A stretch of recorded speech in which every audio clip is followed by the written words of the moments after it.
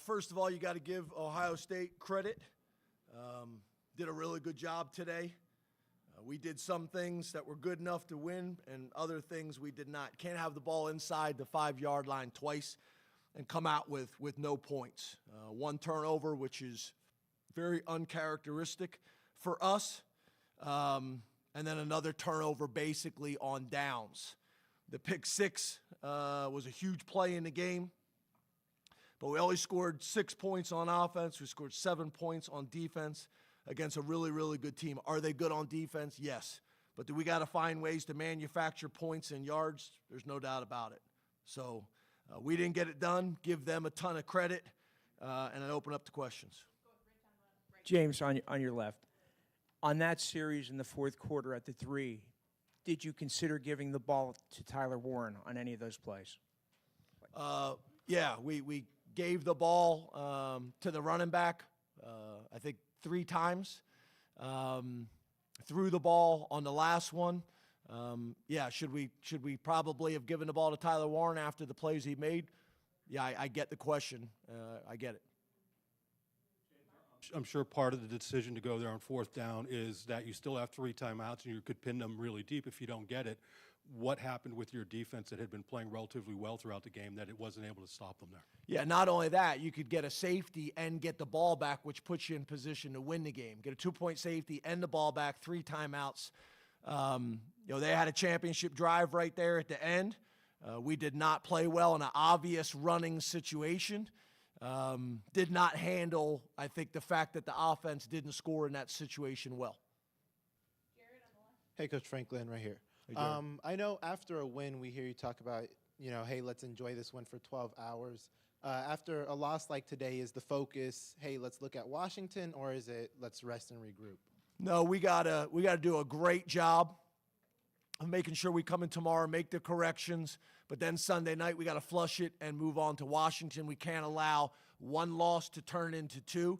The reality of college football is everything is still ahead of us, and we got to do a great job of making the corrections, eliminating the things that were unforced errors that happened today, and then we got to find a way to get a win next week at home, and everything is still in front of us. James, can you address some of the pre-snap, post-snap penalties, and particularly the one that gave them a first down on their second touchdown drive? What did you see there? Yeah, jumping off sides in an obvious 3rd down situation, extended a drive for them, a tackle and standing over a guy, unsportsmanlike conduct penalty on a 3rd down stop, extends a drive. Can't do that. Can't do those things. So. Happened last week, happened again this week. That's on me. We got to be a disciplined football team. We were not disciplined at times today. Andrew? Coach, you saw fans throwing things on the field, booing, very frustrated. What's your message to them about today's game? I understand their frustration. Guys in the locker room are just as frustrated, if not more, but college football has changed. And we have an opportunity moving forward to right some wrongs from today. And that's what we're going to focus on. I get it. We get an unbelievable crowd here. We get unbelievable support. You don't do that without passion. And there's great things that come from that, and there's hard things that come from that. That's part of the job. That's part of the job, and I own it all. I own it all. James, you mentioned in the last week that Bo Perbula out there can open things up for the running backs today. Katron and Nick seem to have trouble finding that daylight today. Bo had 1 carry for no yards. Hindsight being what it is, do you think maybe there was an opportunity to get Bo more involved to find that jolt? Well, I think the plan was to get Bo more involved based on how practice had gone this week with Drew. But we didn't have a whole lot of success when he was in there. So I think that probably played in a part of it. When we didn't have a whole lot of success when he was in there, we got away from it. Where are you? Adam and then Mason. James, you can't control the outside, but as far as yourself and evaluating yourself in these big game performances, how do you do that? What significance do you put on a game like today? Yeah, again, there's nobody that's looking in the mirror harder than I am. I will say this, and I've said it before, 99% of the programs across college football would die to do what we've been able to do in our time here, and that's all of us. But I also understand when you're at a place like Penn State, there's really, really high expectations. When you're at a place like Ohio State, there's really, really high expectations. I get it. I totally get it. So we've looked at all these things really hard. We'll continue to look at these things really hard. There's a lot of things that I had planned on saying when I came in here today, but they are not appropriate to say right now. So I'll hold them till another time. Hey, Coach, over here. With Abdul Carter's play today, obviously 2 sacks, but also, like you said, the offsides play.